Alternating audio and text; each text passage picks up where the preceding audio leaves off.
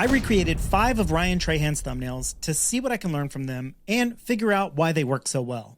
Ryan Trahan is a huge YouTuber who comes up with really great ideas for his videos, but there is no doubt that his thumbnail designs have a very big part to play in his success. People have straight up copied his thumbnails for their own videos, but I'm recreating these to see what I can learn from the actual designs and the choices made while making them. The first one is for his video, I spent 100 days in the metaverse. This one features Ryan in the iconic orange jumpsuit and a VR headset. I bought a jumpsuit of my own, but I didn't have a VR set to use, so I decided I'd just Photoshop that in place at the end. Once I got myself into place and brightened up the orange tones, I added this glow and particle effect to my hand, but it was definitely more difficult than it looks. I played around with the glow effects and hand painted in a lot of these areas, including these subtle glows behind the hand and body. There's a lot of highlights and blue spots that I didn't really notice until I zoomed all the way in. Adding in the VR set was pretty simple thanks to Envato Element's 3D elements, since you can adjust the angle before you download them. I threw in some shadows and more highlights, and this one was done. This was definitely not as cool as Ryan's, and I think getting a black backdrop instead of just this green screen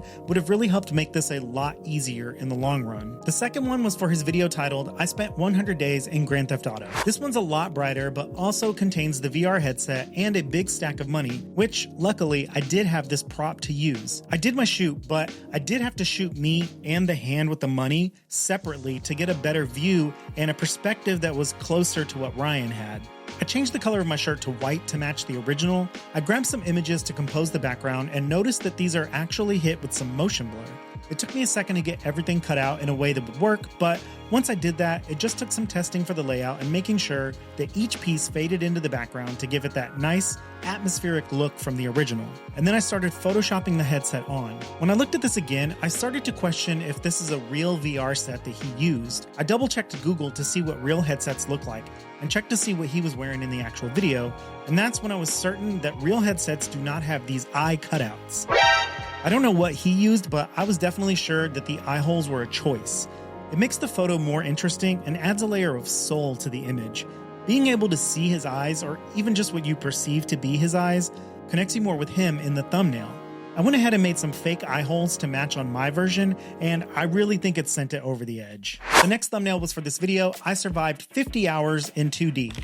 Right away, this is the most obviously photoshopped. I took my flat photo and started adding in the elements, and decided that my jawline looked horrible. That's when I started wondering if Ryan changed his. It looks pretty pointy right here, so I decided, it, I'm gonna liquefy my face and try to make it look more interesting. I looked pretty weird, but it was definitely eye-catching. From there, I moved on to the background. It wasn't easy finding everything I needed, and I tried a few different things, but I'll spare you the boring parts. I used an image of the sky with a tree, but ended up needing to paint it out and add a separate, more green tree element. At the very end, I noticed Ryan's eye is photoshopped so that it's facing the viewer. It kind of makes me look like a fish like this, right? Next is one of Ryan's most iconic thumbnails. I survived on 1 cent for 1 week. This one features the head in the grass shot featuring the giant penny from his popular series. This one's awesome because it's so simple in style, but it definitely takes more work than it looks like. I photoshopped my shirt to be white because I really think those color contrasts are important. I took my time to find the perfect grass shot and edited the colors to match the original. I didn't find a penny, so I used a quarter and hand painted in the shadows behind it as well as my face. The text has a black stroke as well as 2 types of shadows on it. A close one that is darker and a more spread out one that's more transparent. I don't think I look like I'm laying in the grass quite as much as the original, so I think I should have taken my photo actually laying down. Okay, so this is my absolute worst of the bunch. I survived the world's loudest room. First of all, the orange jumpsuit I bought was way too small for me, so I was so uncomfortable sitting in this chair. It threw me off, and I didn't want to take the time to make sure I was getting the angle right, and I really missed the mark. It was so tight that the buttons kept popping open, and my fat rolls were looking so bad in the photos. I looked like the spicy Stay Puft Marshmallow Man. I look like a rotten bell pepper. And to top it all off, it looks like I'm wearing high heels because of my dark socks on the dark legs of the chair. But I knew I had to push through. I was so discouraged with this starting image, and I think it really threw me off and made me rush through the design. I didn't even try to find a realistic background or image that I could use, and it came out horrible.